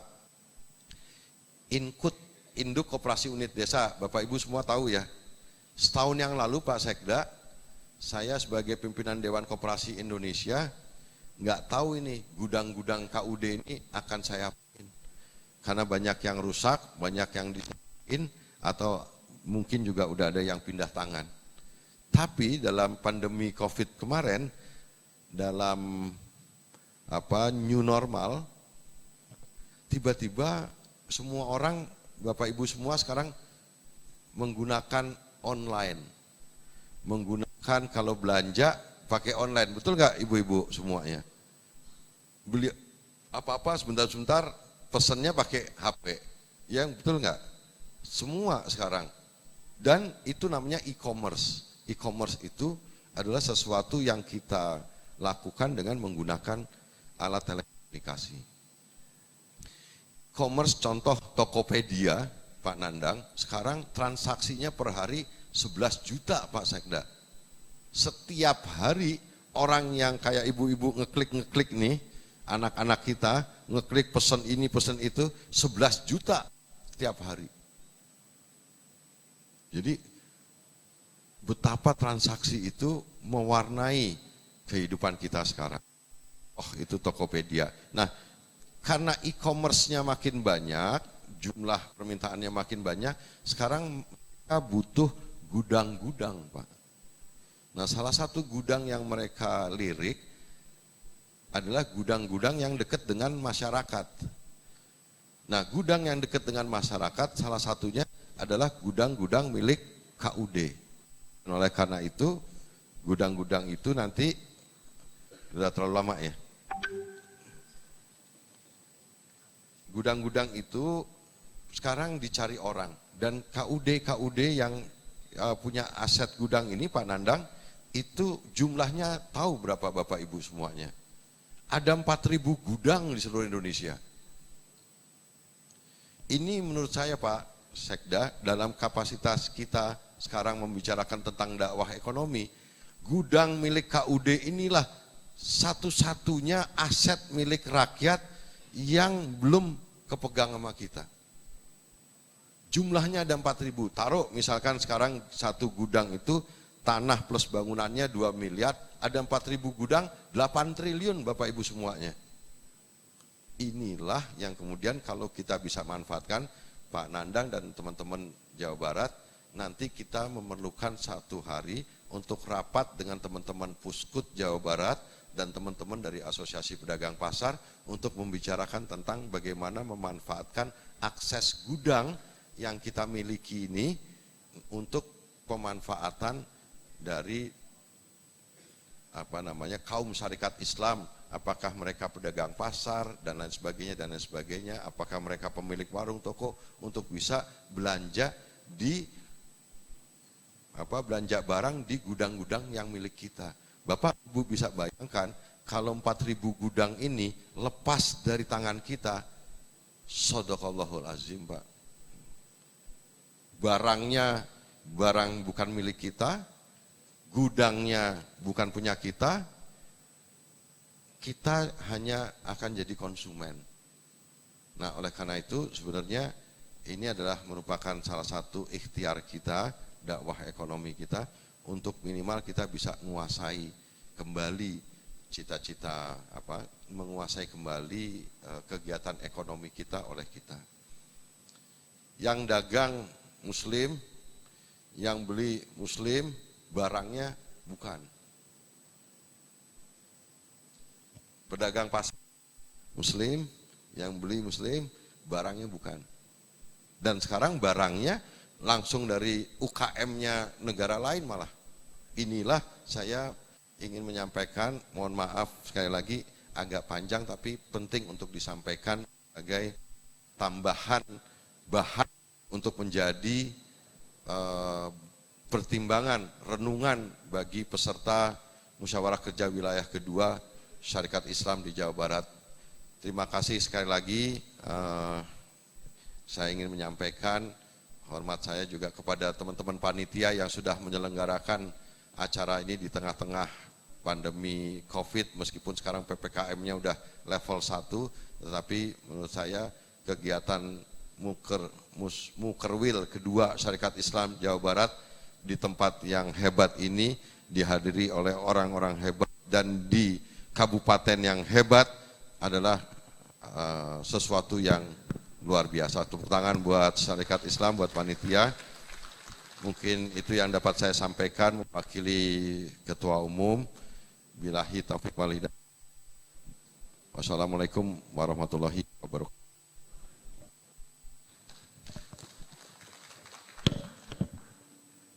Ini suka kelupaan, harusnya billahi fi sabil haq.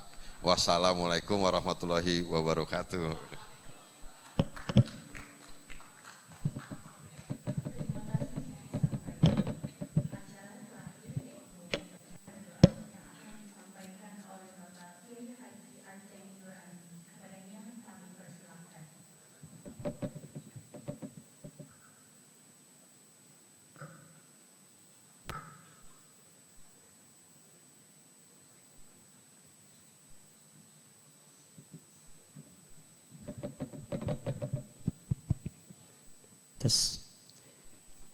Sebelum lupa, mudah-mudahan jadi doa untuk kita bersama, terutama bagi pimpinan di Kerawang, Pak Acep Yamuri, mudah-mudahan jadi pimpinan Kerawang.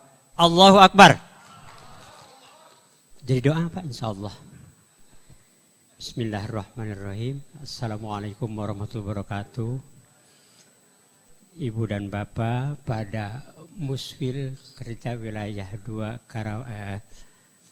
SI Jawa Barat, pembukaan ini telah selesai. Mari kita berdoa, mudah-mudahan acara yang kita akan laksanakan Allah memberikan kelancaran dan juga kesuksesan untuk dibawa nanti kepada MT yang dilaksanakan di Solo, insya Allah.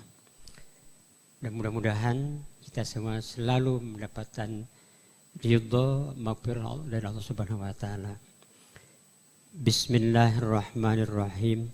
Subhanaka Allahumma rabbana wa bihamdika asyhadu an la ilaha illa anta astaghfiruka wa atubu ilaik.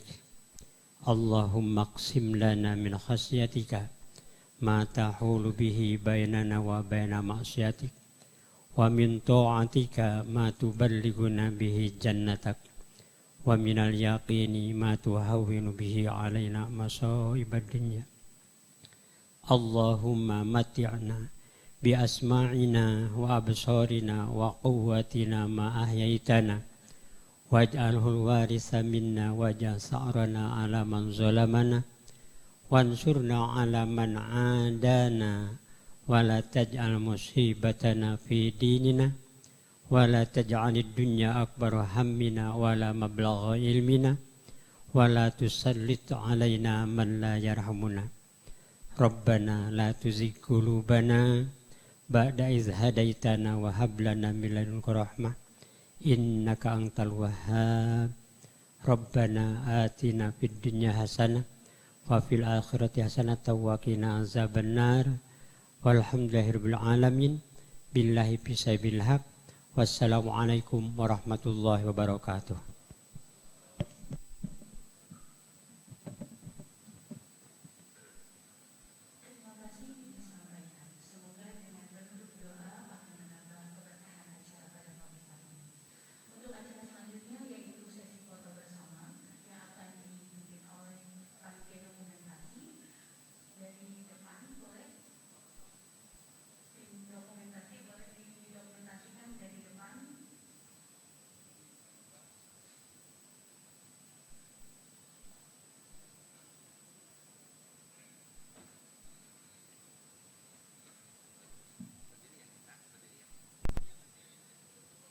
Food.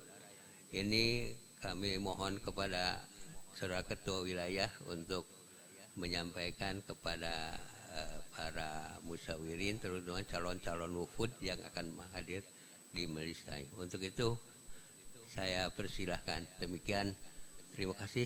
Assalamualaikum warahmatullahi wabarakatuh. Billahi fisabilillah.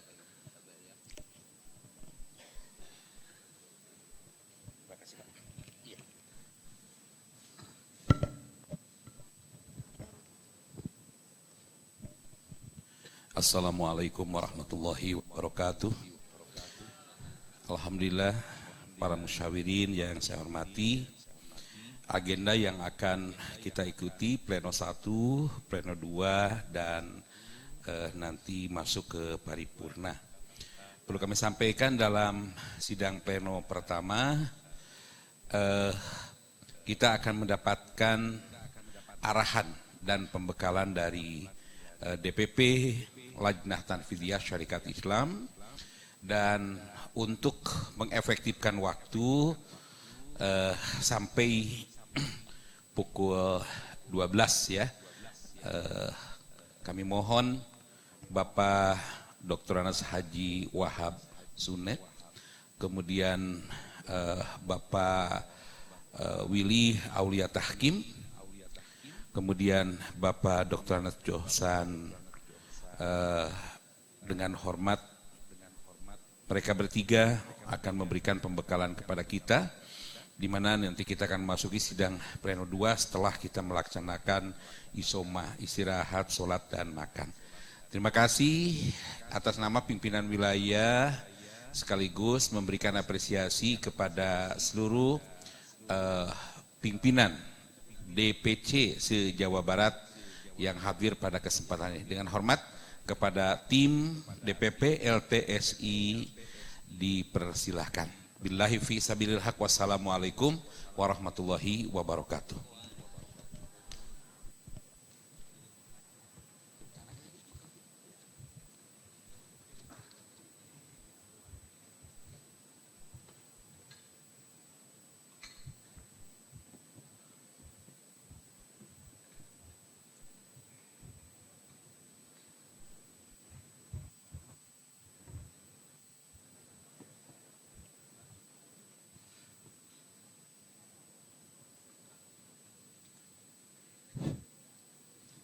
Bismillahirrahmanirrahim. Assalamualaikum warahmatullahi wabarakatuh.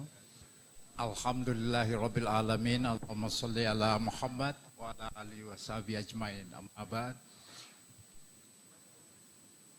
Pimpinan persidangan musyawarah kerja wilayah Syarikat Islam Jawa Barat yang kedua yang kami hormati, saudara-saudara peserta musyawarah kerja kedua Syarikat Islam Wilayah Jawa Barat yang kami sangat hormati.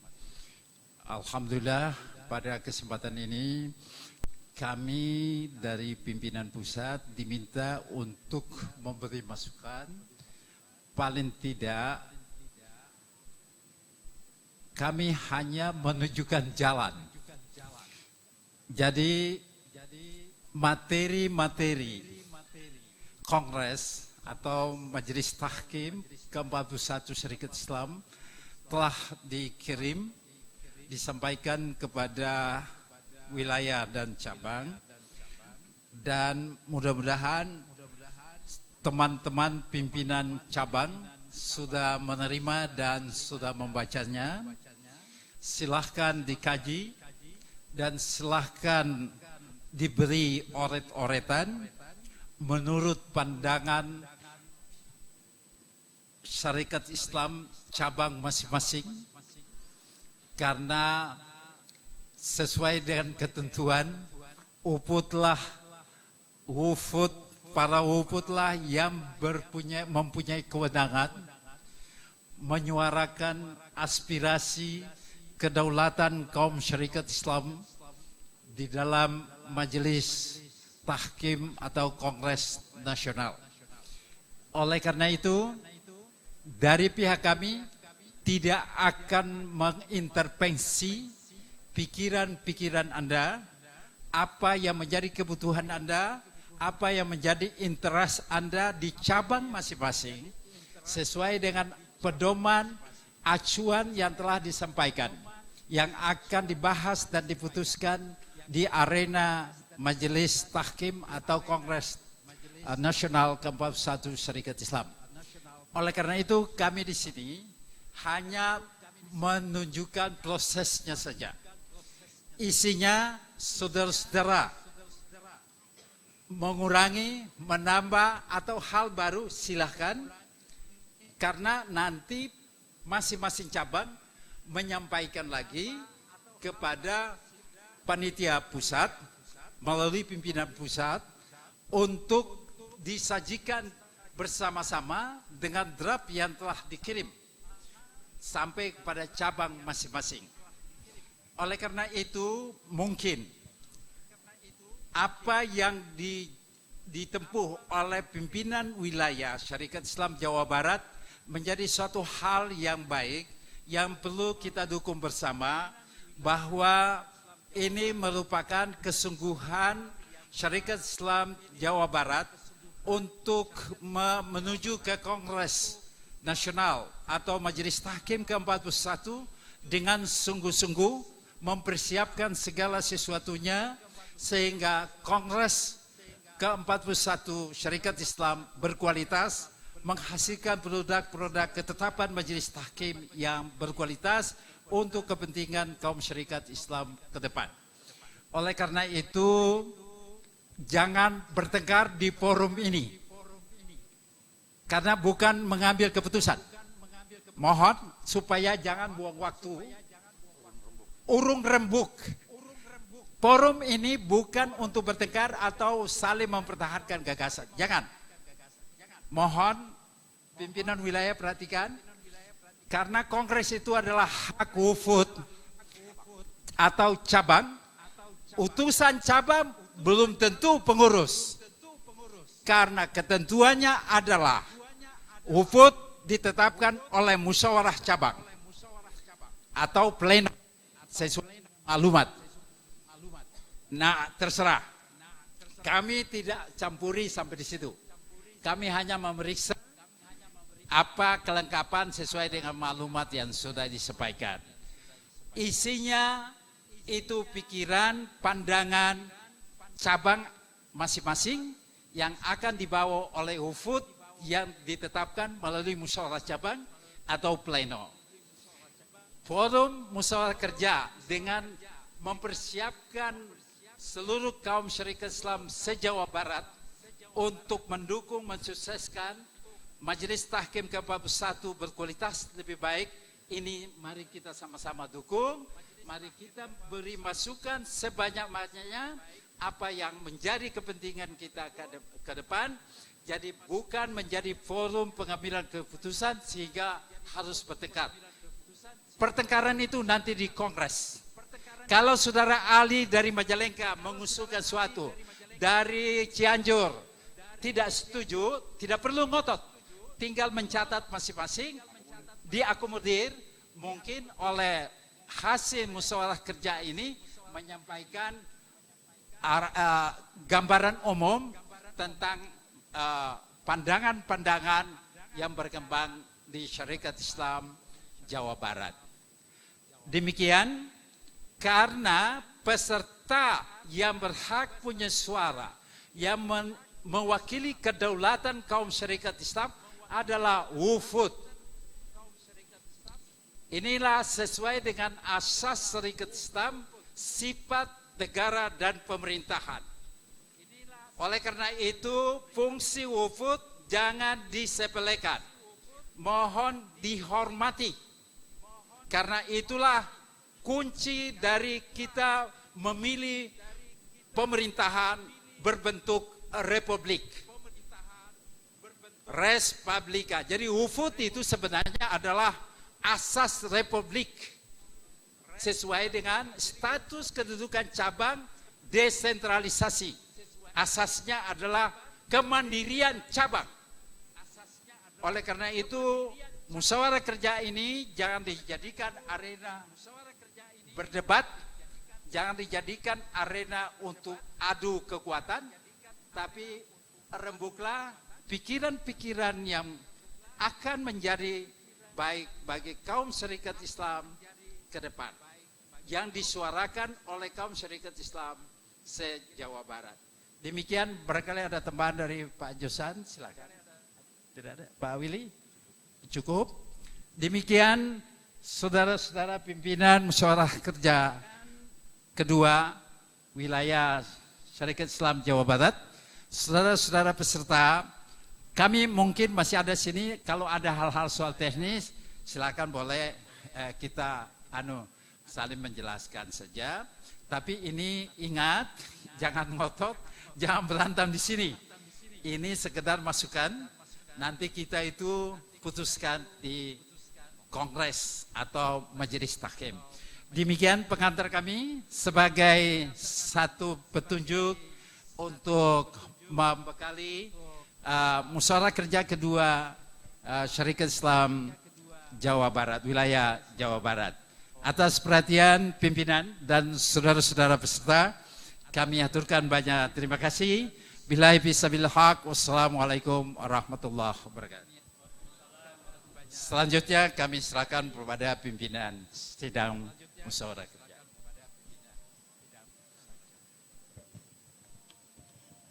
Boleh kembali ke tempat.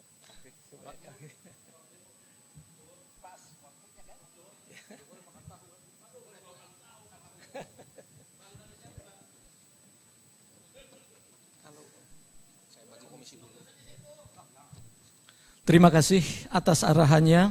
Semoga membawa kelancaran dalam persidangan kali ini. Kami lanjutkan untuk memanfaatkan waktu tentang pembagian komisi. Kami persilahkan Saudara Ferry Ferdian. Baik, bismillahirrahmanirrahim. Assalamualaikum warahmatullahi wabarakatuh. Baik, dalam memanfaatkan waktu yang kurang lebih 10 menit, agenda hari ini, sebentar lagi saya akan umumkan komisi-komisi yang akan dibentuk dan nanti masuk di jam 12.45 menit. Jadi ya 12.45 menit karena waktu kita sangat mepet. Kita akan menyelesaikannya dalam waktu sampai dengan jam 5, ruangan di sini jam 5. Mudah-mudahan bisa selesai. Jadi agendanya hari ini saya akan membagikan komisi, nanti komisinya ada terdiri dari 4. Komisi A, Komisi B, Komisi C, dan Komisi D nanti di sana ya. Ini gabung yang 2 meja ini ya. Untuk apa? Sekali lagi, tadi sudah dibicarakan oleh Ketua Pimpinan Pusat ya, bahwa hari ini kita akan mengkritisi rancangan ya. Rancangan materi pada Kongres Nasional atau Majelis Tahkim yang akan kita sampaikan. Jadi tidak perlu, tadi kata Pak Wahab, tidak perlu rame-rame, hanya nanti jadi catatan kaki pimpinan wilayah. Baik, nama-nama ini berdasarkan daftar hadir, yang belum mengisi daftar hadir nanti menyesuaikan berada di posisi komisi apa. Komisi A nanti, jadi tidak diparipurnakan seperti ini supaya lebih efektif dan efisien. Ya, di komisi A ini, saudara-saudara nanti akan membahas rancangan perubahan peraturan dasar. Materinya sebenarnya sudah dibagikan berserta dengan maklumat oleh DPP. Kalau misalkan yang belum, bisa hari ini soft copy-nya kita langsung share di WA-nya masing-masing. Ya. Kalau yang belum. Nah, tugasnya adalah mengkritisi, membuat catatan-catatan rencana perubahan anggaran dasar dan anggaran rumah tangga atau PDPRT, perubahan dasar dan anggaran rumah tangganya. Ini di sini ada. Nanti di sebelah tengahnya ada PDPRT yang lama. Lalu di sini ada acuannya. Nanti acuannya ini yang disusun oleh tim SC dari DPP. Misal, contoh satunya saja ya, nanti yang harus dibahas dan harus dikritisi. Pada majelis tahkim nanti ke-41, misalkan pasal tentang pimpinan wilayah misalkan, atau pimpinan cabang. Pimpinan cabang yang hari ini di-SK-kan ataupun berlakunya 5 tahun. Nah, hanya itu rancangan yang akan dibawa ke majelis tahkim pimpinan cabang hanya memiliki waktu 3 tahun. Nah, itu nanti salah satunya dikritisi. Jadi dicatat. Ya, apakah kembali ke 5 tahun atau usulan yang akan diajukan di majelis tahkim 3 tahun. Nah, kurang lebih seperti itu. Ya. Jadi nanti ini dikritisi dan dijadikan catatan saja, ya. Tekudu rame di sini, ya. Banyak sekali pasal-pasal yang nanti oleh pendamping komisi itu akan diutarakan pointer-pointer yang akan dibahas. Jadi tidak semuanya, ya. Lalu Komisi B itu nanti rancangan program kerja SI masa jihad 2021-2026. Silahkan nanti yang kebagian Komisi B setelah acara ini istirahat dirumuskan memiliki usulan apa dari Jawa Barat nanti ke majelis tahkim, program-program kerja unggulannya. Lalu Komisi C rancangan resolusi dan rekomendasi baik internal ataupun eksternal kepada pemerintahan. Lalu Komisi D rancangan tata tertib pemilihan ketua DPPSI, tata tertib sidang dan acara. Jadi itu yang mesti kita bahas. Nama-nama berikut ini saya random dari panitia yang sudah menuliskan, artinya ini tidak baku tetapi nanti minta dilaporkan saja kalau misalkan ada yang bergeser. Misalkan abdi mah bade di Komisi B we. Nah, tapi harus dilaporkan ya ke siapa kepada panitia. Yang pertama sesuai dengan nama Dr. Anda Hajah Erma Enardiawati dari WSI, komisinya nanti minta dibantu walaupun sebagai peninjau WSI itu nanti di Komisi A. Imas Herawati Komisi A, Hajah Nunung D, Hajah Imas Sumarni di Komisi B, Fatmawati di Komisi B, Hajah Imas Nurrohmah di Komisi C, Hajah Lilis di Komisi C, Popi Sophia di Komisi D, Faisal M Kota Bandung Komisi A, Pak Maman Suryaman nanti di posisinya di posisi Komisi A, Haji Rofi di Komisi B,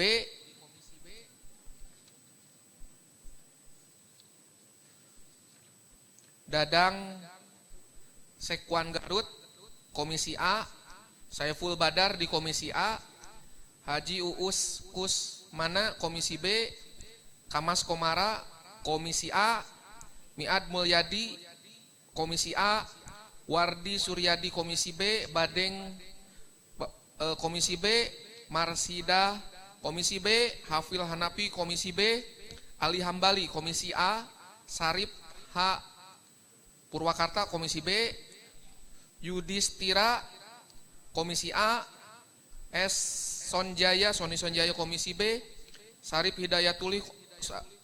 Hidayatullah Komisi C, Husni Komisi B, Amiruddin Setiawan Komisi D, Sony Sumpena Komisi D, Anang Paturahman Komisi A Warnita Komisi C, Abah Gopeng Komisi C, Rakisa Komisi C, Wiratanu nanti ada di panitia, Ali Hamzah Komisi B, Aceng Nuraini Komisi C, Mahdar Hasan Komisi D,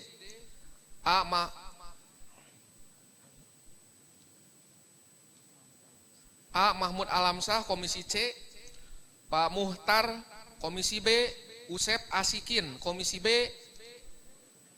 Haji Ropi. Komisi C, Dahlan Juanda. Komisi C, siapa? Helmi Asikin. Sekretaris DPCSI Kabupaten mana ini? Oh, Hasbi ya. Hasbi Asidiki, Bekasi. Komisi B, A. Taufik Hidayat. Komisi C, Haji Agus Sukmana. Komisi B, Yayan Sopian. Komisi A, Saiful Hidayat. Komisi B, Suhendar. Komisi B, Harun. Komisi C, siapa ini? Sekretaris Kota Bogor, ya, Sekretaris Kota Bogor, Pak Herman, oh Bogor, ya kok Sekretaris Kota Bogor. Komisi D, Subhan. Komisi C, Ani Farhani. Komisi D, Halimah. Komisi C, Muhammad Toha. Komisi B, Muhaimin. Komisi B, Heri Susanto. Komisi C, Husen. Komisi C, Umi Zaliyah. Komisi B, Usep. Komisi C, Dodi Perdiana. Komisi C, Dadan M. Komisi C, EI Muzakir. Komisi C, Didik Muhrom. Komisi D, Asep Iboy. Komisi D, Hilmi Ashari. Komisi C, Dadan Mulyadi. Komisi B, Olih.